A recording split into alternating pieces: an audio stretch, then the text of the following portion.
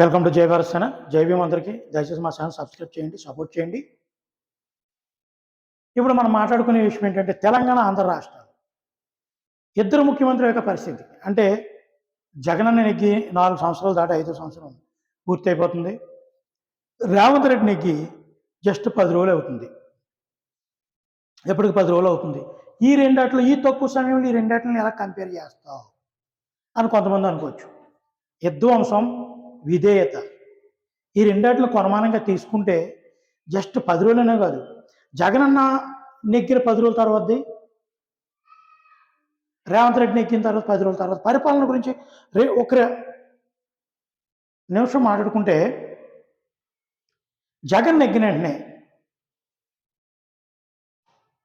ప్రజావేదికని 8 కోట్ల ప్రభుత్వ ధనంతో కట్టినటువంటి ప్రజావేదికని కూల్చి విధ్వంసానికి నాంది పలకడం జరిగింది.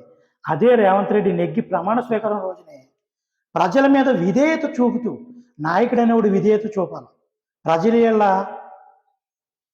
మంచి విధేయతతో, వినయంతో, అంటే వినయంతో ప్రజల దగ్గర వినయంతో ఉండడం ఏంటంటే, నాయకుడు అనేవాడు ఎంత ఎదిగినా ఒదిగి ఉండాలి. ఒదిగి ఉన్నప్పుడే ప్రజల అతని యొక్క మననలను చూరగొండాలి. ప్రజల యొక్క మనల్ని చూరుకునే నాయకుడు అప్పుడే అవుతాడు.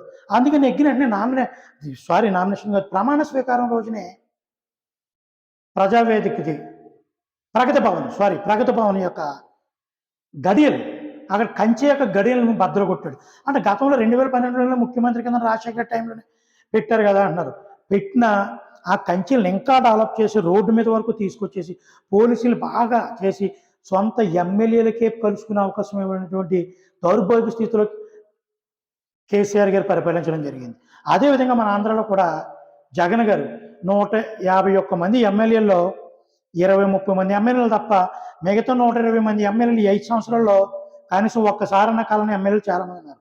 అంటే ఆయన మీటింగ్కి వచ్చినప్పుడు, లేకపోతే జిల్లా పర్యటన వచ్చినప్పుడు కలవడం వేరు, తన దగ్గరికి వద్దామనుకున్న ఎమ్మెల్యేలకు అపాయింట్మెంట్ ఇవ్వడం వేరు.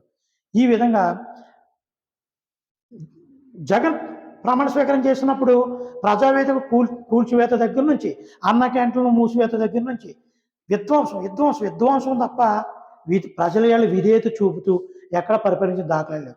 కానీ రేవంత్ రెడ్డి అతి తక్కువ సమయంలోనే ప్రజల యొక్క మనల్ని చూరగొంటూ ప్రజల వల్ల నాయకుడు అంటే ఎలాగ ఉండాలి, నాయకుడు అంటే సేవకుడిగా ఉండాలి తప్ప ప్రజల మీద ఇబ్బందులు పెడుతూ ఏదో రాజ్యరేఖపు పరిపాలన చేయాలనేటువంటి ఉద్దేశం కట్టుకదనటువంటి విధానం తీసుకొస్తున్నాడు.